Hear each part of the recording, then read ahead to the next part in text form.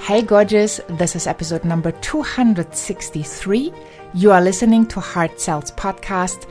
I'm your host Christine Schlonski and it is Variety Friday. I hope you had an amazing, successful week and you feel great and you have served many people and have created impact in their lives as well as in yours.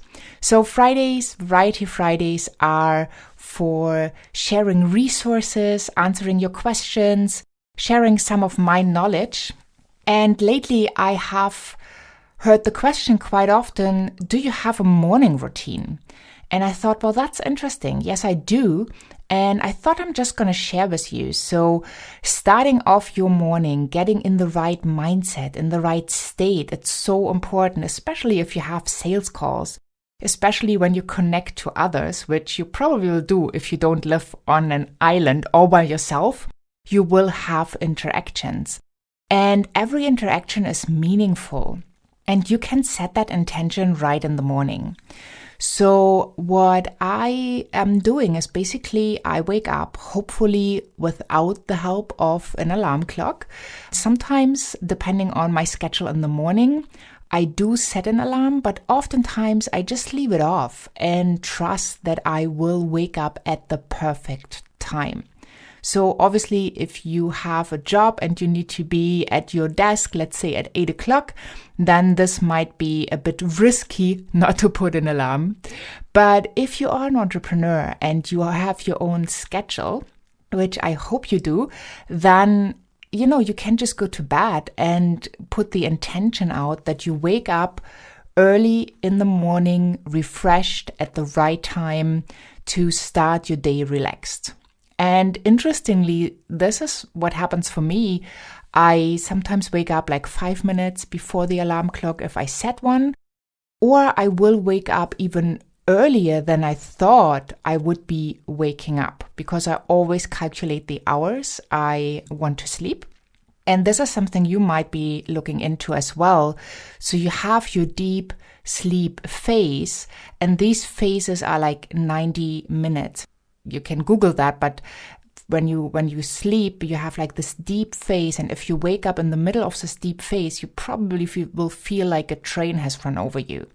So I try to avoid setting an alarm, if I have to set one, that would wake me up in that deep phase. And it's pretty safe to say that every 90 minutes, your sleep is pretty light. And then you wake up easier. So when I go to bed, I calculate, like, do I want 4.5 hours of sleep? Do I want 6 hours of sleep or 7.5? Or do I want 9 hours of sleep?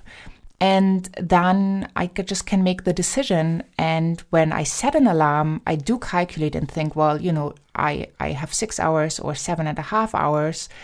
That way I make sure that I'm not waking up when I'm like really in deep sleep. Because that just doesn't feel good when you are kind of, cut out of your dream or like, it's just not a good feeling. And you probably know what I mean because I think we all have been there where we had to wake up by alarm or by something that was going on. And all of a sudden we were awake from that deep sleep and we did not feel great about it. So that's one thing I make sure. So I would love to invite you to give that a try, test it out, how that works for you. And then in the morning when I do wake up, I try to catch my thoughts right away because it's so important to really watch and manage what you think about. And this probably takes a little bit of training to really start managing your thoughts. And obviously there are thoughts that come in that I don't like and I don't want. So I try to stop them by just saying stop and by really thinking about something else that creates better emotions in my body. So in the morning when I wake up, the first thing I try to do is I find 3 things that I'm grateful for.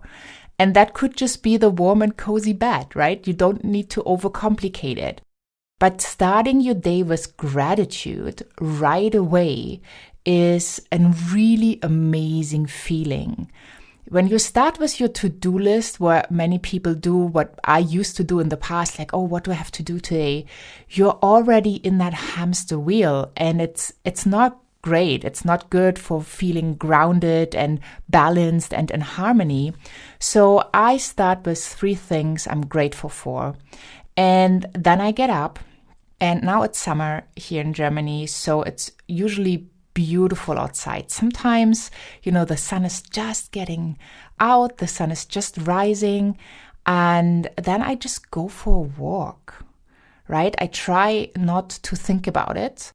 I just put on my clothes and I go out for a walk, and I connect with nature. And, I don't run right away. I just walk a little bit. I warm up my body. I get my thoughts going.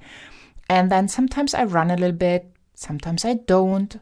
It really depends on how I feel and what I want to create. I do a little bit of exercise.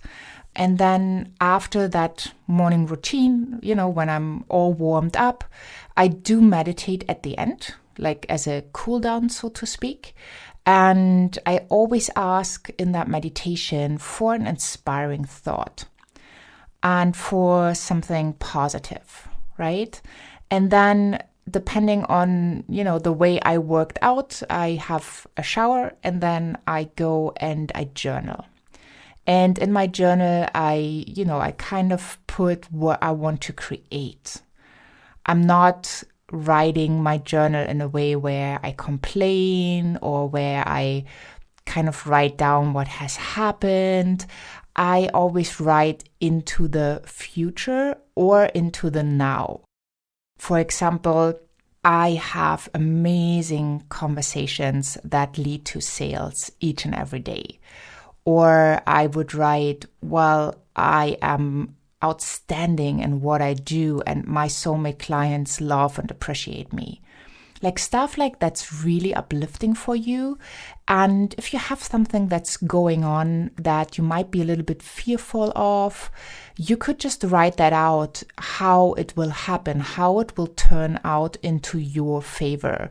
For example, if you think, well, I have a conversation with a client and that might be a difficult one, you can just set the intention in your journal, how you want this to turn out, how you want your client to feel after the conversation. How do you want to feel after the conversation? And then you just create what you want to have happen.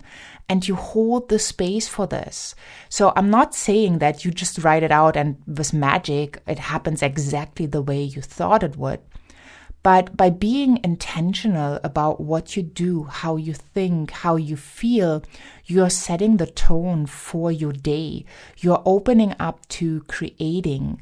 You're opening up to co-create with the universe, right? Or with God or whatever you call that higher power, your higher self. You connect. And from that space, you are so much more grounded and in harmony with yourself that you will have different thoughts, you will have different emotions because our thoughts create the emotions and then the emotions will create the way how we act or react, right? So by you managing your thoughts, you are actually managing your emotions. And by managing your emotions, you're managing your actions.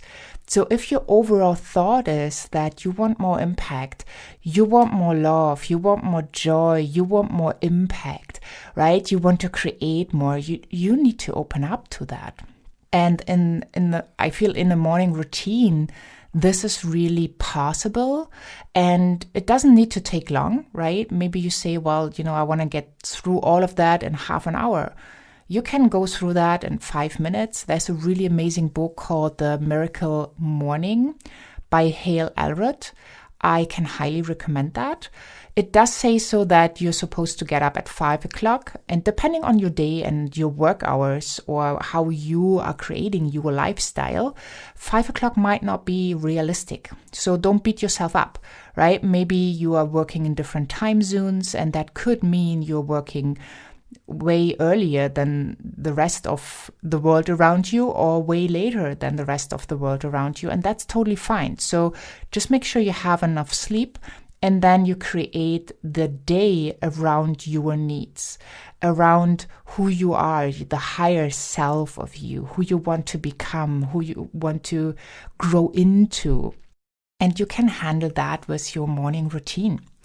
So I really hope that helped and that is inspiring to you. I would love to hear from you. Just write me an email to info@christineschlonski.com. I can't wait to learn where you are on your journey. What magic are you creating? What kind of impact are you having on the world? And yeah, I'm crossing my fingers and hope that you will achieve all your dreams, like even more than the dreams, because the more you grow, the bigger your dreams will become. And one amazing tool, and I think for me, the best tool to do that is actually becoming an entrepreneur and giving your gifts to the world. So if you are an entrepreneur and you are giving your gifts to the world, just think about how can you create an even bigger impact?